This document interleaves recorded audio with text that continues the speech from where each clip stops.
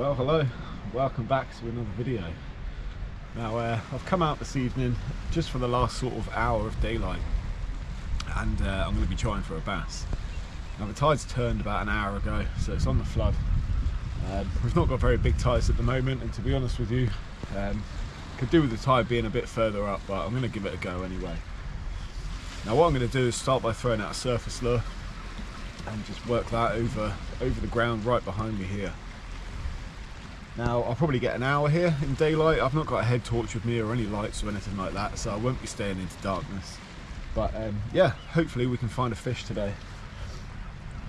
Now, the setup I'm using today is just my my normal bass rod. It's a 9 foot, 7 to 35 gram Shimano Airnos lure rod, and on there I've got a Penn Slammer 4 3500, 20 pound braid, 20 pound fluorocarbon leader, and I'm going to start with a pachinko. So yeah, that's the deal today. Probably just gonna make the extremely short wade out to one of these boulders here, stand on there and just scan around with a few casts and see if we can locate any.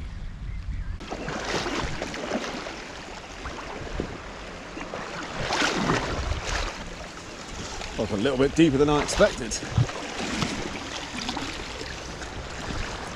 but I should be good on here for 20 minutes or so.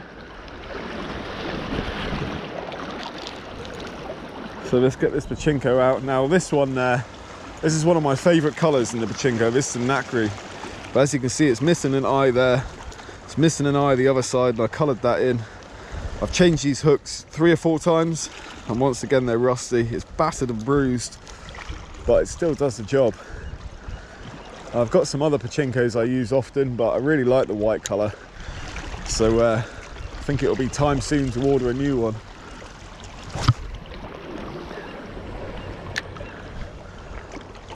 Let's get that lure out there, and I'm just gonna slowly work it back in. Hope that something clocks that if there's any fish in this area, which hopefully there will be. I've not done too much fishing lately, so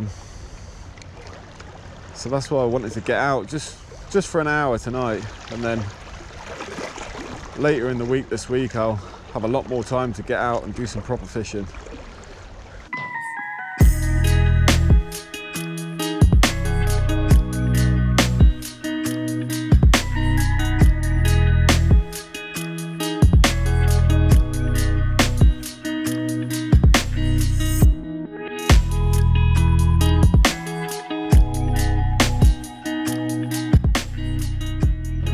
Right, just had my first little swirl. Just been scanning around with the cast, starting from sort of parallel with those rocks and all the way around. And I just launched one just straight out in front of me. And an ever so slight swell behind behind the lure. Don't actually know if that would have been a bass or not. If it was small. Could possibly be in mullet maybe, I don't know. Oh yeah, I'm on. There we go. Little bass, I think. It's only small. That's why it was a small swell just before. Hopefully this fish stays on here, because these hooks really aren't that sharp. It's only a really small bass. But we'll take that. Big or small, we love them all. That one really is a small one. Check that out.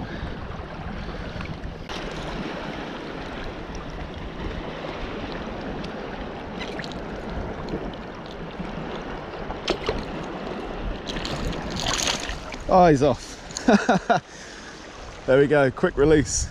I just went to try and set up that other camera, but whoa, that's definitely getting deeper. But yeah, it's really far away, so I'm not going to be able to film very well from there anyway. I've stuck it on and I'll see how it turns out.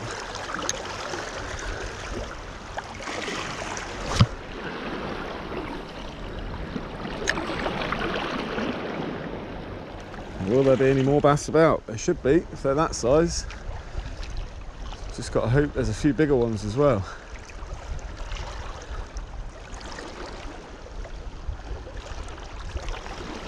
Thought it seemed like an odd swirl on the first cast. It's very small. But the thing is, when the tide rises here, you've got such a big area to cover. But if you were to come here, you know, for like a good couple of hours and fish the tide up, there's plenty of ground to work lures over.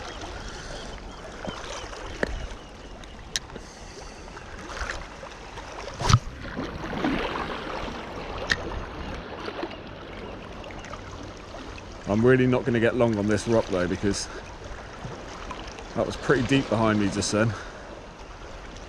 There's definitely a few fish in here. Just seen a big swirl right in front of me, but I'd say that was a good 20 meters, 25 meters beyond casting distance. Let's get close to it.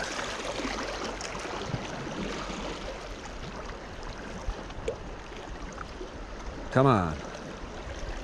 Just got to always stay in contact with that lure. With the tide, it can push the lure to like towards you as it's doing now. So you've got to reel that little bit quicker just to make sure you don't have too much slack line and you can really get the lure working properly.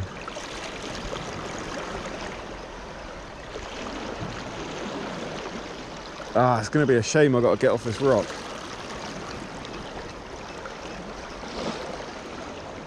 I don't know if you can see down there, but that's like nearly neck deep there. Well, there's garfish here as well, because I've just seen one jump clean out the water.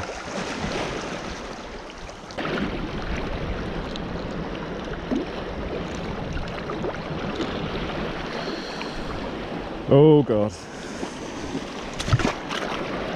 Bloody hell. That's deep now.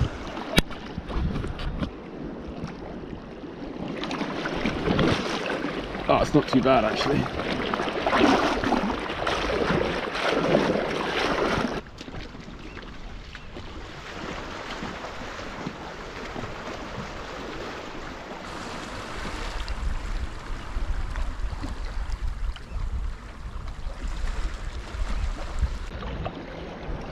Well, I'm on some different rocks now. I've had a few casts on here, but nothing happening. I've not seen any more swirls either. The fish have definitely moved around. They're not in close yet. I reckon that was just a small shoal of very little bass cruising into the bay because they know the tide's going to flood in. It's just trickling over a causeway now as well, so many areas for them to be in this place, you know. That swirl I saw was way out, way beyond casting distance, but they could be anywhere now. They could be out over this reef, around here, over that causeway. Who knows? They could still be here.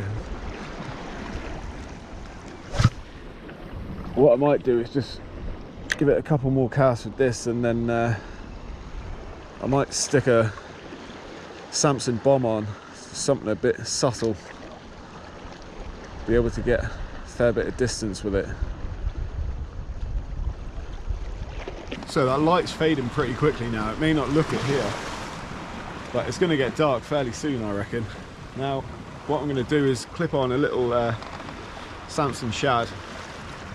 I know I said I was going to use the bomb, but these black shads I've fished with a couple of times, but because there's hardly been any bass around, I've not caught them yet. So I'm going to give this a go. This is a 25 gram version, and yeah, we'll see if we can hook into something else.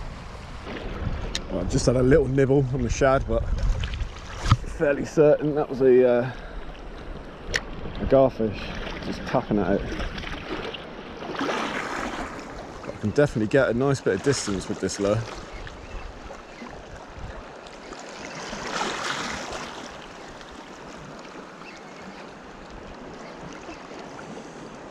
But again, I'm not going to get long on this rock because it's so deep around it. when you're walking out to it, you're only sort of between knee and waist deep. Oh, that was a garfish again.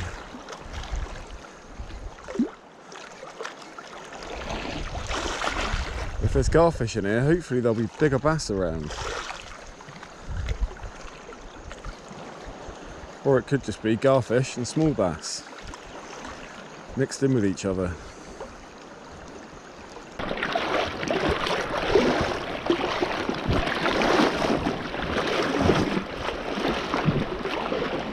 Well, I'll tell you what, to say it's about, I don't know, 8:45, 9:30 maybe. It's so warm. It feels like it could pour down at any minute. It feels like we could be in with like a bit of thunder and lightning tonight. Got that mugginess to the air. It's really, really warm. Now I'm going to go back on with the patch because I'm literally losing the last bit of daylight now. So whilst I can still see this lure in the water, I just want to give it a few more casts. And then, as I said, I'm not staying too long. I've only just popped out, so started all right with a little bass, but nothing since then. But anyway, chuck that back on. See if we can get one more before I head off.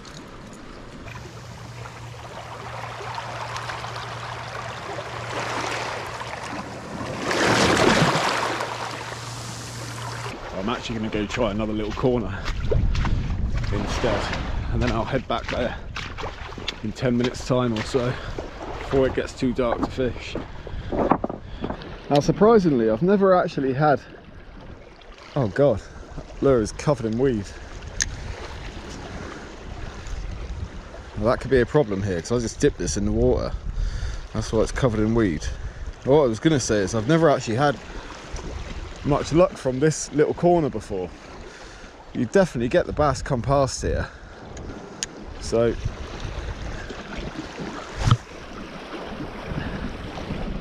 worth a shot. But you've got a really strong bit of tide here, so you can get a lot of weed get washed into where I'm standing. Already it's so hard to see that lure, so literally you're just keeping an eye out for any big swells, or obviously if you feel that rod just bend over, you've got to be ready to lift into it.